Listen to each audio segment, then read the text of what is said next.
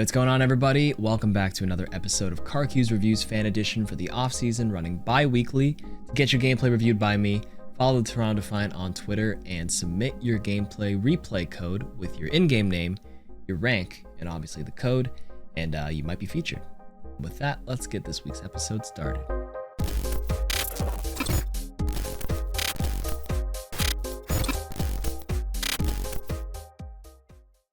Submitted by Pleb W. This is actually a player for the Ryerson University Esports Overwatch team located in Toronto. Shout out to Ryerson University. I've definitely been there a few times when I used to study downtown at U of T. This is going to be the first time I'm reviewing an entire team's play rather than focusing on an individual in this KARQ'S review series. And to do that, it's going to be much more efficient for me to do a raw, uncut breakdown of your play. And let me know if this is something you all prefer compared to the other reviews where it's much more heavily edited and cut down. So right off the get-go, you guys need to be checking for that left angle. In a team scrim environment with other coordinated teams, just be prepared for strategies already set up by the enemy team. I think it's fine that you're coming up here, but you can see how they're getting stuffed in this room. You're forcing them out. You want to give your soldier the high ground, but then that means their soldier also goes unchecked. One thing you could be doing as well is just a little bit of peppering. A little bit of peppering here and there. Come up here. Obviously, you don't see the soldier yet. You see some enemies you want to shoot. It's all fine and dandy. But instead of chasing, rounding this corner, you've done your job. You forced them out. I think after you force them out, sprint back up here. Let your Sigma, whatever, fire shots around that corner to ricochet. These guys are playing dive. They know, like, Winston can't really leap into you from this room. If he wastes a leap here, he's dead. You know, they're for the most part on the retreat. They just want to check you into this tunnel and build up some ult charge. Winston's at 55%, just wants to get group Tesla cannon. He's the closest one to his first ultimate. Everybody is below 55%. That was his goal. You know he's not going to jump. Therefore, once you push him out, I think you should be sprinting out here and pressuring the soldier, who's alone by himself, getting this free shot here. The first thing you want to do is make sure this guy doesn't get to shoot you for free for too long over here, because his strength is, this is like his range. He just gets to do this for free and then kill your Pharah. Alternatively, instead of you as a soldier peppering him there, you could also have William over here. If you're gonna play like without a Pharah, you're gonna need that Zen orb for the most part, which is good. He has it here. You see them into this room, and instead of doing this, once you force them out, I would argue that you could actually be going to solo the soldier over here on the right. You get the orb, and then you actually rocket boost or concussive into him and try to catch him out, and you won't expect it. That's a bit risky depending on your comfort level on Pharah. You didn't have the orb, you lost it because Zen had to break line of sight to move up to the high ground, and you played really close here. This is where you might as well play Junkrat if you're going to try to stuff them into this room. Which is why a lot of teams, for the most part, play Pharah with Mercy. Kind of only playable with Mercy. And instead of playing here, you run with the Mercy and you take Skye, and you take these angles over here and make it tough for the soldier to kill you. Force that soldier to not have this spot. He's gonna have to play on the ground, which is terrible for him. Don't give him this space, and this soldier has to play here, which means he has no angle to shoot them up here. So he's gonna be kind of useless for a little bit because he can't even stand here as well, because you as the Pharah and the Mercy are gonna keep pressuring him away. That's just a idea for next time if you want to run the Pharah. Compositionally, don't think I like this. I think I've seen some Sigma and Hog in contenders, but I think the theory behind it is kind of weird. I'm not a fan of it. I think people are still running Sigma as like their main tank. Sigma actually plays as the shield tank, quote unquote, for the team, because Sigma's shield lasts longer than Orissa's. Orissa's kind of like a paper thin shield by herself right now, and it's only 600 HP, while Sigma is 700 HP. And if the shield breaks, you can use Kinetic Grasp, stall long enough, build up all that extra HP, and then reshield the team again. So then you kind of have your Ana, your Zen, your soldier play off of that. Your Hog to complement it. It seems like if you're going to run this, Hog kind of has to go on flanks and different angles. I don't know. I'm just not a fan of it. And once you recognize they have like a full dive brawl kind of hybrid with the Lucio, Moira, Winston, Diva, I think you should switch off the Zen to Brig and run Ana Brig, or if you could potentially run the Brig Zen, or because you're opting for Pharah, you go for the Mercy Zen. Mercy sticks with the Pharah, then plays long range poke with Soldier, and you play with the Sigma, and Hog kind of plays off of them to kind of help deal with the dive that inevitably happens. You got a lot of self-sustain with the Hog and the Soldier heal pad, and then Sigma can stay alive so long if he manages his cooldowns well. That's why a lot of teams are opting for Brig Zen, because this is the patch where Brig got buffed. But in any case, their Soldier gets free reign, kills your Pharah because he gets to shoot for free there. Dead. Hog fell down earlier. What happened? How did Hog fall down here? So I think after you guys moved up to the high ground, Hog is good at pressuring this room as well with your Sigma. He's good. Oh, he got booped by Lucio. Heads up booped by the enemy.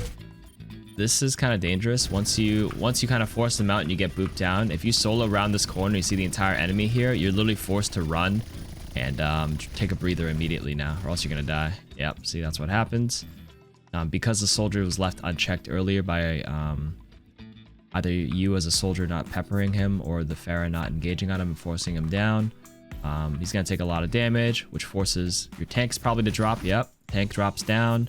And you try to do your best to manage with what you've got, but off of that first kill, and then once your first tank Hog was booped down, Winston had the green light to come back up here because there's no more stuns anymore because you're not running Brig, and then he gets to jump on you, drop a bubble. You guys are kind of screwed here. Nice trade on Mr. Clean to kill their Tracer.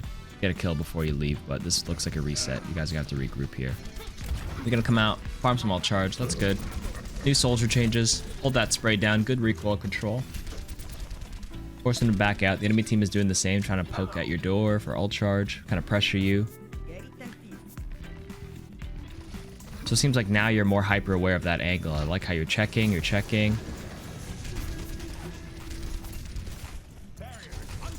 gonna go for this high ground again. Then you see their Doomfist, or sorry, their Winston jumps your back line. Instead of having a Brig, you do have a Doom to kind of go on really aggressive here. William actually punishes out the Lucio this time, getting a little too aggressive. I like that, but like I said, since you're running into this dive brawl, you know your backline is going to get jumped. So Zenyatta is going to be focused, and Zenyatta is going to need resources naturally, which is why a lot of people run the Zen Brig. So even if you're Zen target, your Brig backs you up like crazy because of all her stuns and heals. Winston's coming down. The only person that's actually in the furthest back is the Ana. Nades herself, does manage to survive. Doomfist, who did get the kill on the Lucio, gets traded back by the Diva. Now it's even, but you're all clumped up for Winston to do a lot of damage onto you guys. And then I think I know what's about to happen here. Oof. Well played by the enemy team. They collapsed onto you here. Let's see this.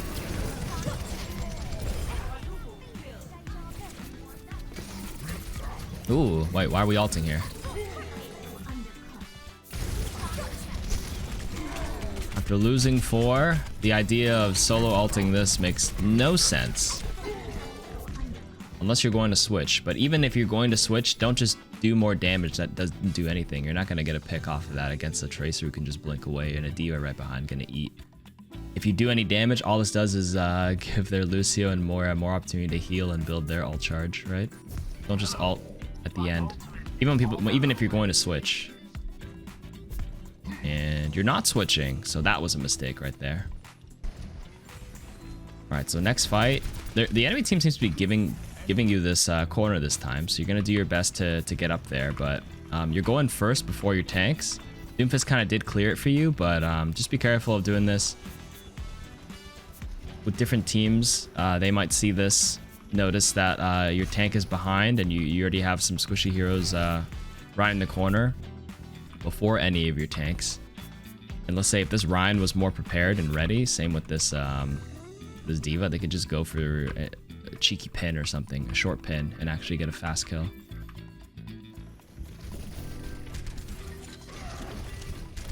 Okay. So I know you're trying to get the angle because you have the nano visor here in this case. D.Va bomb's coming down, and the enemy team just catches you in this room. Looks like Jono over there, unchecked in this area again. Ooh. Yeah, the soldier has the freedom to do whatever he wants here. I think somebody on your team has to recognize this. This is where a lot of teams that you'll see, they actually, instead of grouping up as 6, they run a sniper, or even their other solo hit scan, whether it's Ash or Soldier, they actually like pop out of security here and shoot them down, force them to back up, or take a different angle, multiple angles. The whole grouping together as 6 into a small tight corridor works if you run a different comp, and I don't think this is the comp to do it with. No Brig, no Reaper, no Rhine. I would say a hero like Doom is fine here in this corridor. Anna's a bit tough. Zen's a bit tough. Sigma's a bit tough. Doom excels in here. Soldier's tough to just get stuffed in here. I think if you want to go up the stair strat, you should run a different composition because it's failed 3 times in a row. So hopefully you guys try a different strategy. You can have some people, like you don't need to have all, you don't need to send all 6 up here, but you can send, you know, 1 or 2 people. Doomfist can come up here, maybe just like force the enemy to not have control of the balcony to shoot over you. That's like the most important thing. You just want to clear that angle more so than anything to give the rest of your team breathing room. Don't keep it unchecked, but you don't have to send all 6. Just force that area out to give maybe you as a soldier pleb W to maybe take a different angle, take the security room like I said, or you know, try to get behind them, hit them with the crossfire. And hopefully your team is recognizing that that stair push isn't working with your composition. I see your Doom is doing just that. Okay, so this is what I mean. Doom came up here, try and do his best to kind of force him down, keep him unchecked, and it's kind of working, right?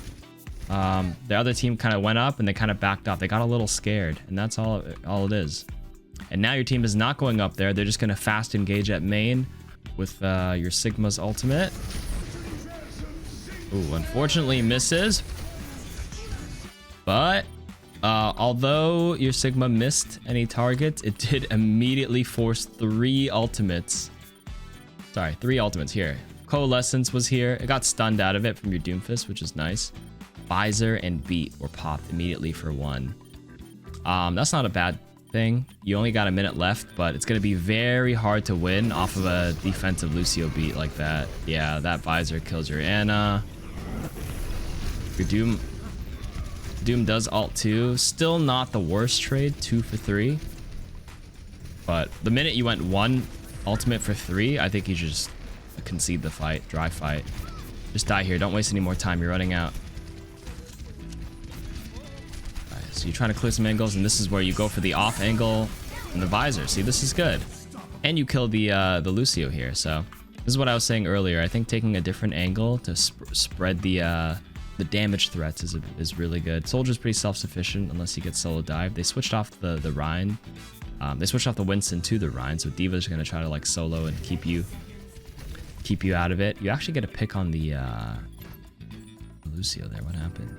Oh, does he get a hook? Oh, so this is what I mean. Nice hook there. It doesn't kill. Oh no, it gets finished off on the side there, I saw. But I can see how your Sigma notices after your hook punishes the Lucio after the fantastic hook. Your Doomfist is trying to clear that angle, but he does get traded back by their Tracer, who does have this top angle now. But instead of getting stuffed up here, it is still an even 5 for 5. You do have a nano visor going. Looks like your Roadhog is whole hogging too, so you got a lot of pressure from this angle.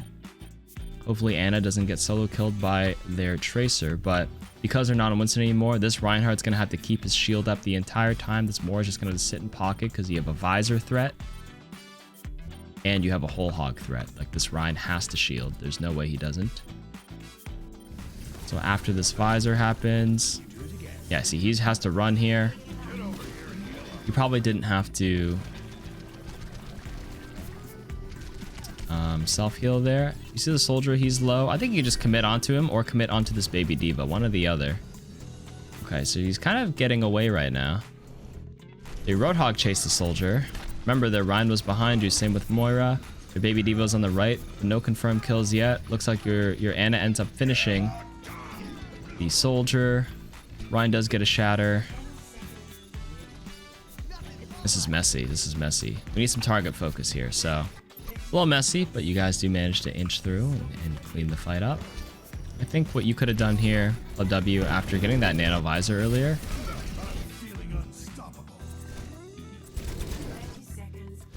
put that healing pad down right now.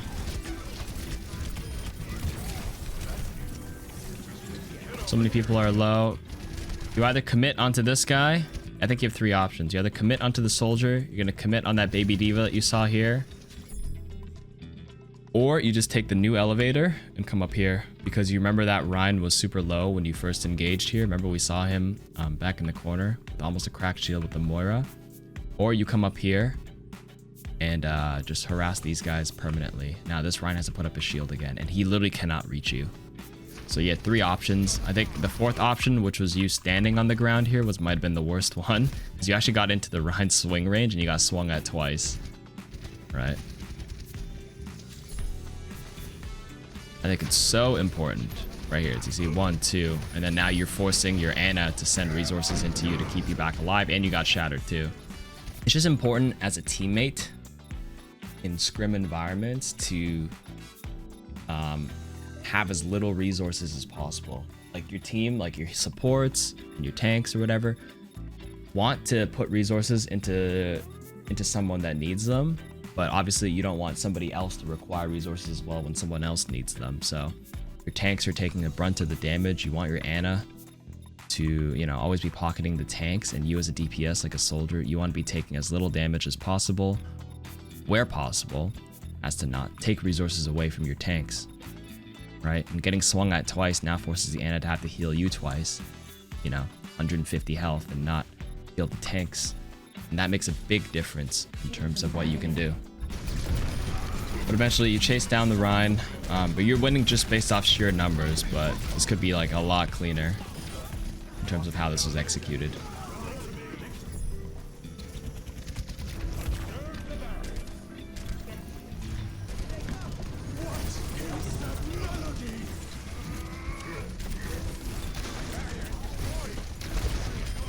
Okay, so you catch their Sigma out. They trade back. You have a Coalescence. Oh. Wait, how did Lucio die here? I thought he dropped the beat. I don't agree with dropping the beat against Diva Bomb in most scenarios. I like how your Lucio is pressuring their Tracer back, who's trying to harass your Ana here. This is fine. But the minute that beat comes down, you don't want to be like moving towards it, because despite beat giving you a lot of HP, yeah, that's just a mistake. I don't have to explain it. I'm sure you understand it. You're all 3,600 players. Mistakes happen. You're going hard with the pressure here. Okay, but it looks like your Ana got traded back. So there's actually one thing I want to comment on right here. So I like the aggression here.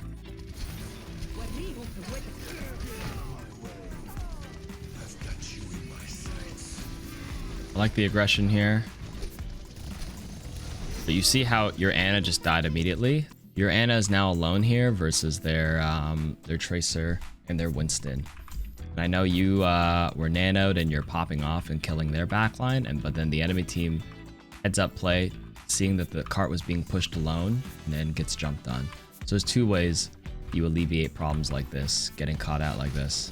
One, you can have someone solo pushing the cart if your team was already taking the high ground control. As soon as this is over, somebody needs to be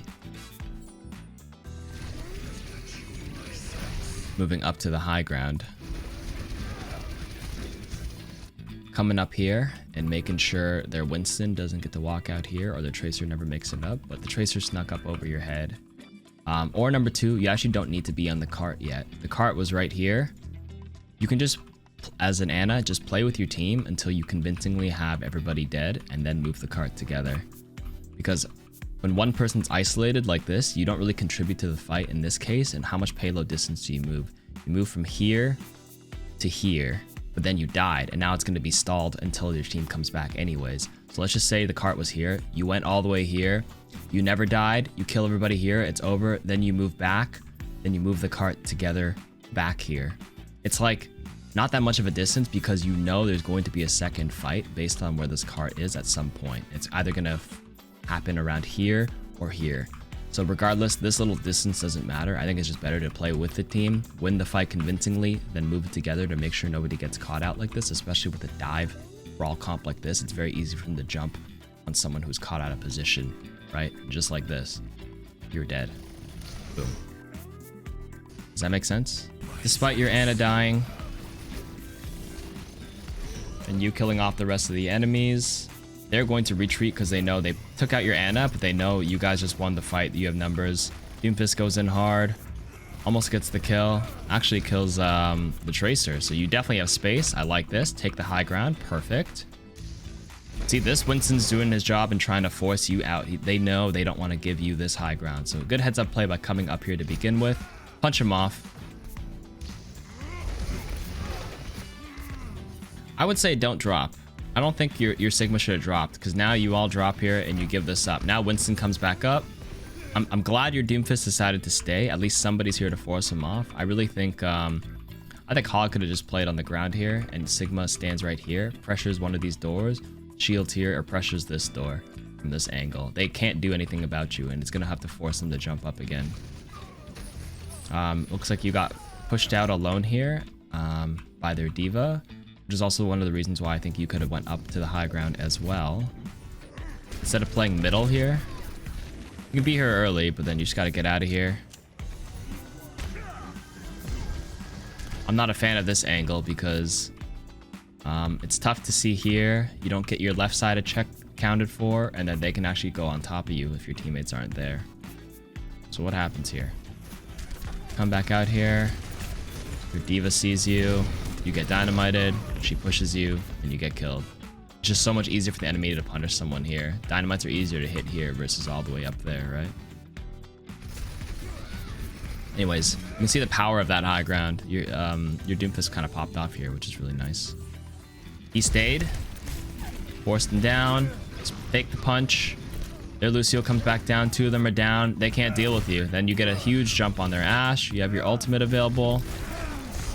Big punch onto the beat, and you get your ultimate off. Doomfist carried this fight really, really hard. Come up here. Make sure they don't have this. With this comp with Winston, I'm almost guaranteed the Winston and Tracer are going to come upstairs, and they're going to want to get a drop on your backline here at some point, so you don't give them this. That's all it is. On offense, you take away their defensive holds and their positions, especially if you have downtime. Like, you win the fight, you have your teammates moving up. Is what you gotta do. Okay. So your Doomfist does come up here eventually, but they heard and fully saw you. You heard a punch. Ha ha. I'm pretty sure they saw. Winston saw. So they're in a team environment, they're gonna call that out. You're actually not sneaking near. They know you're already here. Oh, and I think you jiggled. I think you peeked and they saw it.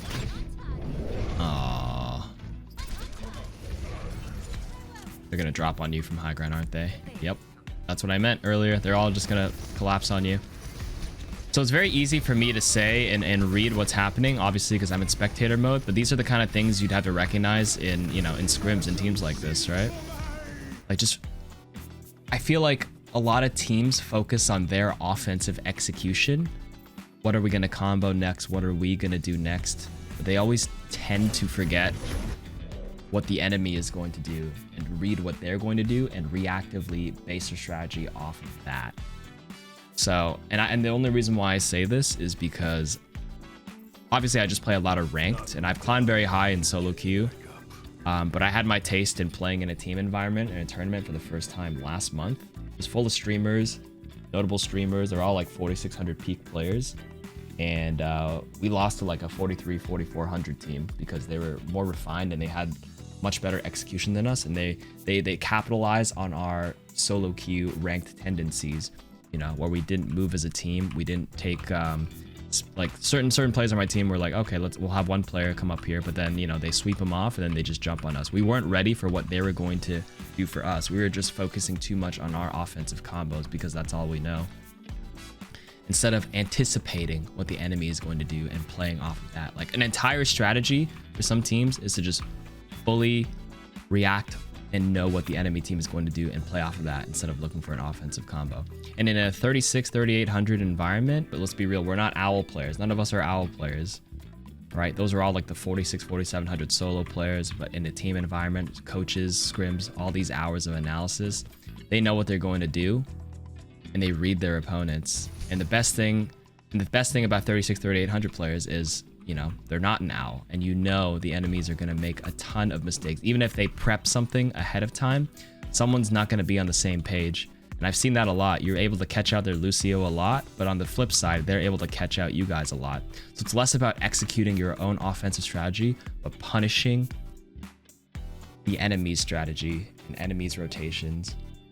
And I remember earlier, like, despite the fact that you guys just like caught them out and punished their mistake, they punish your Ana mistake, and they jumped on your Ana right away. That's the same idea. They didn't have that pre-planned. Let's just make a plan around just diving their Ana, but they just happened to see the opportunity and they capitalized because Ana was alone on the card earlier.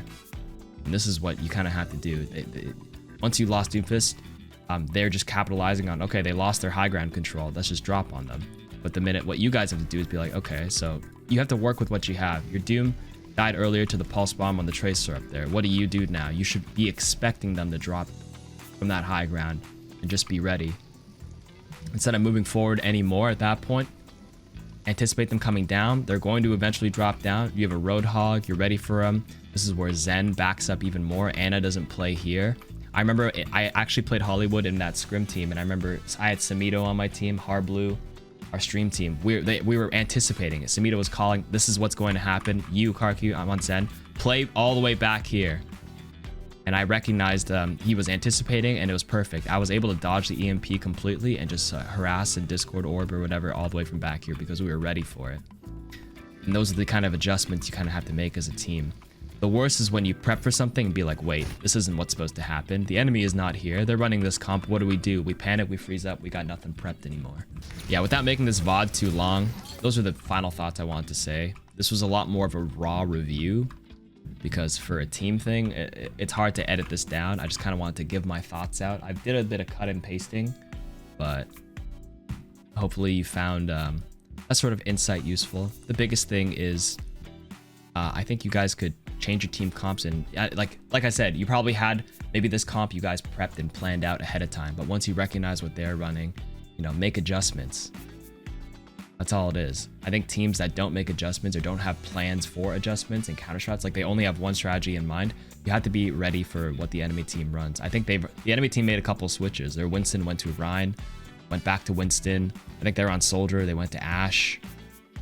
You guys, other than the Pharah at the beginning, that's the only change you've made the entire time because you realized the Pharah was going to get owned. I think you guys should have switched to a Brig in some way here, which would have made your life a lot easier based on how they're running it. But yeah, hopefully you guys found that helpful. Ryerson, good luck to you guys, and thank you for submitting. And that's it for this week. Be sure to subscribe up here and watch the other episodes of the series down here.